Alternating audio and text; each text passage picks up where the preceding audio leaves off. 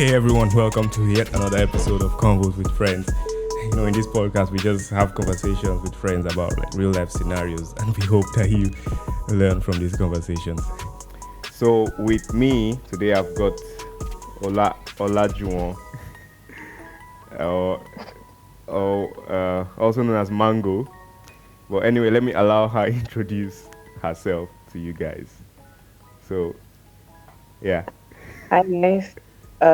My name is Oluwajuwon. So I got that wrong. Otherwise Mango. Yeah, you did, but that's fine. But yes, my name is Oluwajuwon. I'm a pharmacy student in North Cyprus, um, and I'm from Nigeria. I think that is more than enough introduction. So that's all you're about. You're a pharmacy student and from Nigeria. Well, there is more to me, but it depends on what exactly people want to know about me. I am a hair consultant for Mango Hair studio that I run and own in North Cyprus. Yes, so that is a section of my life. So why the name Mango? Funny story, actually. I love to do colorful hairstyles, and on two different occasions, I did a style that looked similar to that of a mango. And a friend just called out the name Mango. So the actual name is actually Jui Mango, Jui from Juwon, and then Mango, obviously, for my hairstyle. So it was more like the colors of hair that I do got me the nickname Mango, which eventually became my studio name as well. Um, when you said you run a hair consultancy studio, what does that mean? Is it for men, women? What does that mean? Basically, it's for any gender. It's not gender specific because both male and females have different hair issues that they would like someone to help them with or someone to address for them. So that is where I come in. I started off as just being a stylist, but then I went into the consultancy side, or other people will call it hair coaching, basically to help someone that has some sort of issue that they're trying to solve, be it dandruff, itchy scalp, psoriasis, any of those things, or someone that just needs um, a coach to guide them on what regimen to do, on how to take care of their hair. All of that is what I specialize in. So are you saying you are like the owner of what you do? Like, did someone have to employ you to do all these things? No, I own and run my studio myself. Yeah. So Yeah, yeah, I own. you're a proud CEO, right? Yeah, you can call it that. Yes, absolutely. I am a proud CEO of Mango Hair Studio. You said you started as a stylist. Stylist in what Yes, sense? as a hairstylist. So you want to get the braid done. You just want to style your hair. You want to fix anything that has to do with styling human hair, basically. That was how I started. Or that was what got me into the hair business industry. But there was a point where you were selling and into buying and selling of like hair materials. Yeah. Was that part of the company goals that you set for yourself? Yeah, that was sort of, it was more like a combined package because from where I stay, if I am a hairstylist, many people would also trust products that I recommend, and would also want me to sell to them certain products that they would need either for a hairstyle they're trying to do or even for the consultancy part of the business. People would often need recommendations.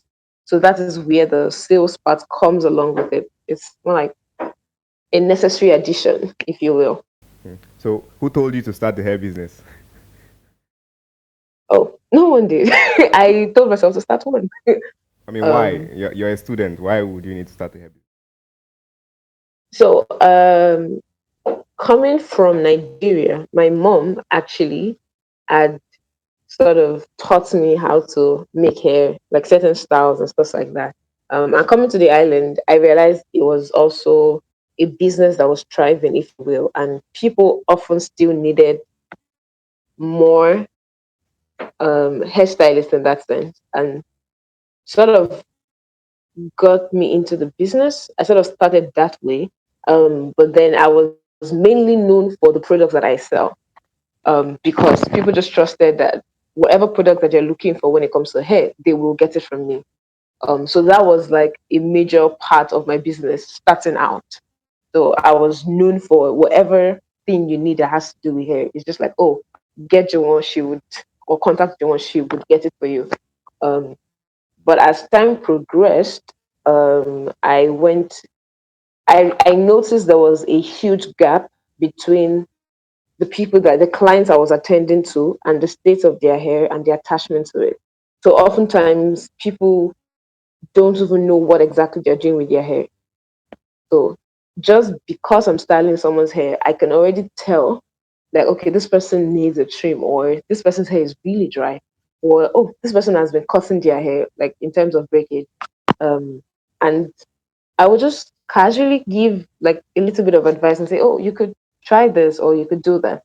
Um, and I noticed that because a lot of people coming into the island are coming from countries that they already had people to handle their hair for them. Coming to the island, there really isn't anybody doing that. So oftentimes they don't even know what to do with their hair. Um, so a couple of friends more like encouraged me because I wasn't sure I was ready to offer that as a service. But a couple of friends encouraged me and they just pushed me to it. And that was what brought out Mango Hair Studio. And that was how like Mango Hair Studio itself started. Because initially I had started out as just Oluwajuwon sales because people just knew me for sales. That was the highlight of my business. People knew me as a stylist, or like let's just say a larger part of the island knew me as someone that sells hair products. So it seems like you've been doing this for quite some time. How long has the Mango Hair Studios been running now? So Mango Hair Studios itself began in 2019, but I've been in the hair business itself for since 2016. So it's been almost 6 years. 5 years, just say 5 years. 5 years now. Wow. Oh, that's really amazing. Like, but you're supposed to be in the university, going to school. Why are you delving into business while in the university? Oh, let's just say it's a complicated explanation because, well, one, even as a student, you still need money. Yeah, obviously. um, so it was a means for me to also help myself.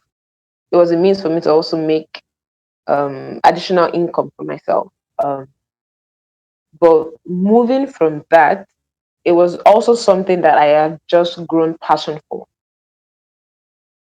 So over the times where I wasn't necessarily making an income off the studio, but just because I had just grown so much passion, even while in school, I am still trying to get as much research done about hair issues, problems that people can face, problems that people would even face specifically for the island, so that I can cater to those people as well. Earlier So yeah, on, you were saying something about just seeing a need. You saw that people needed this this hair advice, and you were just giving it as an advice. And then you also said that your friends encouraged you to go on. yeah, How important was that to you setting up your company as it is right now? vital because for any business to start, oftentimes you want to have an audience that you're going to cater for. And with advertising, you're either catering to a need that people already have, or you are making them realize that there is a need that you can cater to. So for me, it was sort of easier because I had already noticed there was an there was a huge gap between the hair that people were just making and the fact that their hair were unhealthy. So it was easy for me to even market myself as, okay, I'm fixing this problem that has been there that you all can see, as you need somebody that can guide you on your hair journey. You need somebody that can advise you with the problems you're having. So I would say everything was very important, including even my friends encouraging me to go in, like to actually make it a business, because it's often interesting where you just have such kind of spark, but then you don't pursue it. Um, but they also realized that I had the capacity to do it. There was an audience for it. So it was more like, yeah, get this thing done. And yeah, I'm glad that I did. So apart from seeing a need and Hmm. your friends encouraging you, was there any other thing that kept you going, like that was driving you on to make this a reality?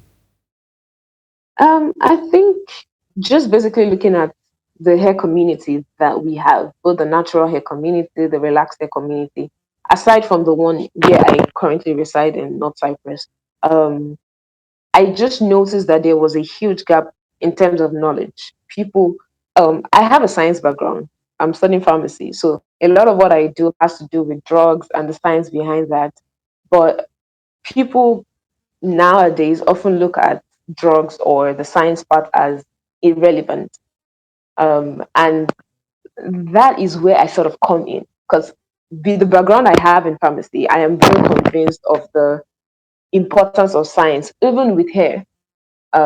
So the motivation from outside would also be wanting to educate people as well that science can help with hair. Like the problems you're having, natural products don't have to be your only solution. Some of the natural products can be good, but not all of them are good for your hair. And if you understand the science behind how the hair itself occurs, then you can easily know that, okay, this product would work well for this particular person, but this same product cannot work well for this other person because of the texture of their hair, the sensitivity of their scalp, and all of that. So outside of the need that I saw, outside of the friends that were encouraging me, it's just seeing the gap between the science background and the hair communities that were available. Um, and also, the natural hair community is more like a big industry right now, but still, we don't have as much science backing for a lot of the things that we do. And we would need that moving forward. So, all of that contributed, I would say, definitely. So, okay, as you got encouraged and you Hmm. got to see the need, can you like Yeah. explain some of the steps that you had to take before you started this business? Well, I would have to give a shout out to someone then. Her name is Chipo Faith, because I had to have a session with her, I think twice or thrice actually, um, to actually map out what the studio was supposed to be about. Um, she she deals with small businesses, or basically if you have a business idea and you need someone to help you or guide you through how you can actually actualize it, she does that. And randomly, actually, I just put up a WhatsApp status complaining that, okay, I think like I need to do this, but I'm also scared about doing that. And she just actually came to my gym and said, why don't we have an appointment? So I had an appointment with her. I had 3 sessions, I think, with her, and she sort of helped with the framing of the studio, um, along with other people as well. That I can't name everybody, so I'm just gonna say shout out to you guys. um, they also contributed in terms of advice, in terms of basically educating me on what the structure of a business can look like, and then me then working it to fit where I am, basically. So, what were the advice they gave you? Well, okay. So if I want to go by literal advice, one is defining my target audience, um, actually writing down what exactly my purpose would be. Like, basically, what does my studio create? What does it do? And why is it important for people to come to me and to not and maybe any other person? Um, Other advices were also like becoming licensed in this particular field, um, so that it is not just a thing that I'm passionate of, it's something that I also have a degree in.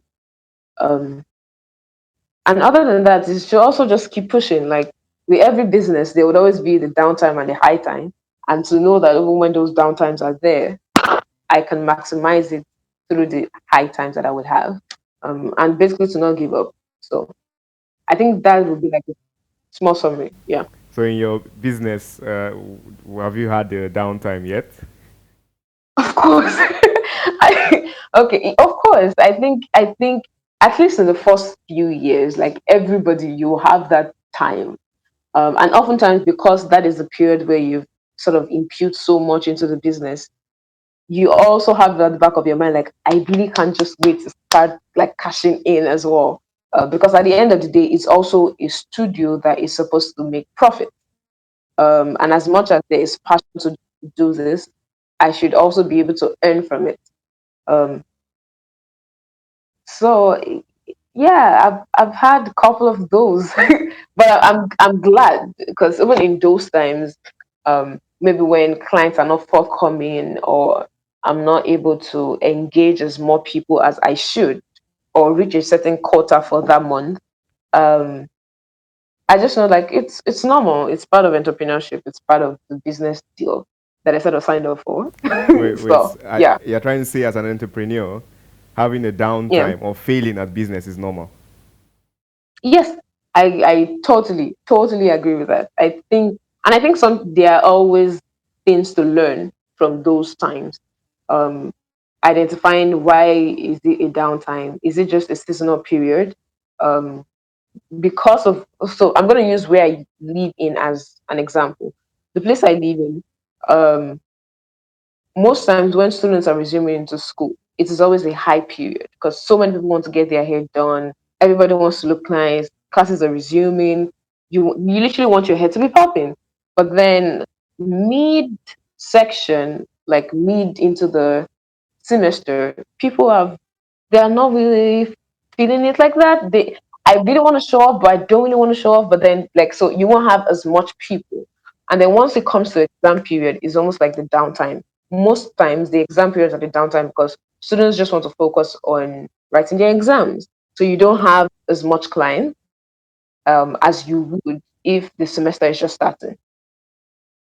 So and maximizing the time where you have a lot of customers and knowing that of course during exam time you won't also have that much customers and that's fine, like that's the beauty of business, I think. So who told you that failure is something to learn from? Well, several people, well, from books that I've read, from just natural life experiences, um, from people that I trust, people that I get my life advice from. um, yeah, every basically in life itself, life itself tells you that yeah, failure is bound to happen. But you know, not everyone And sees it that way. Some people see failure as to blame something for the failure, but you are not seeing it yeah. that way. Yeah, and I can understand that perspective, but I would also encourage and challenge anyone that sees failure as like something negative to also consider the positive side of it. Experiences are what helps us become. And it doesn't have to be personal experiences. It could be experiences of other people doing other things that I can just learn from. Um, so if I do feel at something, it means I've learned another way that something doesn't work. Um, and I can also give myself the opportunity to try other ways. So I understand it's a perspective people have, and I would also challenge them to see the other side of it. Okay. Well, in this your business, what do you enjoy Mhm. most from your business? Is it the money? Well, right now, not exactly. I would want to get to the point, definitely, because at the end of the day, I do want to earn a good enough amount from it. But currently, I think what gives me joy most times is just seeing people that felt their talent showed its natural calls. Just seeing, like, when I do a treatment for them and I'm showing them this is what your hair actually looks like, or this is the capacity your hair can go, and the excitement on their faces. Or when you just coach somebody on something to do and they actually try it out and they're consistent with it, and then they see the growth and they're like, yay, it worked. I'm like, yes, I know it was supposed to work, so I'm glad that it did. Those things does give joy. Yeah, and writing a thesis about it pretty much fantastic. That brought joy. uh, yeah. Uh, so, for if you had somebody that wanted to go into hair business, just like you, what would you hmm tell him or her to do? I would say for the sales part of things, know the product you're getting, and ensure your products are quality so that people can bank on you for those services and be assured that whatever you're charging is worth it, basically. And then I would also say try to, should I say, make connections with people more than just what you sell to them. Oftentimes, when you build relationships with people, it gives you what we would call word for or mouth to mouth advertisement. So yeah, word of mouth. Yeah, I didn't know I was about to model that, but cool. Word of mouth advertisement. Because they also trust the person behind it. So it's not just the fact that I sell attachment to you or I sell the relaxer to you. It's the fact that you also have an idea of the person behind it, and you know it's not just a statue. That alone builds clientele for you because they would know that they can come back to you. They would know that they have some sort of connection, if you will, to you. Another advice I would say is be consistent and don't give up the moment it gets hard.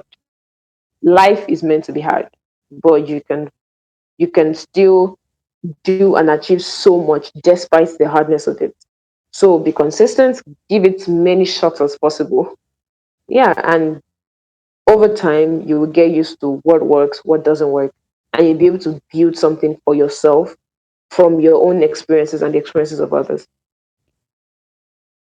And I would also say basically also try to read up and just get yourself up to date on things that go on in the community because if you don't know your clients most likely they are all on the internet, so they're most likely going to see something and want to come and ask you about it, and if you've not been up to date you won't be able to answer it, just like that. Yeah.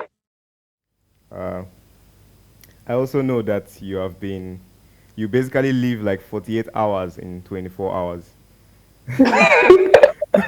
So, uh, uh, Technically not, there's only 24 hours, but no, sure. you live like two lives in one day, and it's amazing. Like you're in school, and then you're also a CEO, and you manage your time so well. And I would actually love to get you another Thank you. episode to actually explain to us how we can maximize our time, like you do. Wow. So You have maybe to sign up for my master class though. okay, no problem. Everyone, you hear that? Sign up to I'm just Jumo's. joking. There is definitely not going to be any master class about that. All right, I will definitely need to get you on an episode, Jumo. Before you go, just give us your maybe Instagram handle where we can reach you. To maybe our viewers or audience want to get some more information from you. Okay. Um, Again, my name is Oluwajuwon, and on Instagram it is Mango Hair Studio. Um, on face, technically, if you type Mango Hair Studio, it is literally the only thing that's going to pop up. Um, and it is, or if you search for Oluwajuwon Sales, basically my name Oluwajuwon with Sales Sales at the back, it would also come out as that. Um, and you literally see it say hair consultant slash stylist. um, Other than that, yeah, I think my Instagram is the best place to find me in terms of my studio. Other platforms are slower, but yeah, Instagram is the best one. Yeah, that's okay. Great talking to you, Jumo. So bye. Thank you for having me.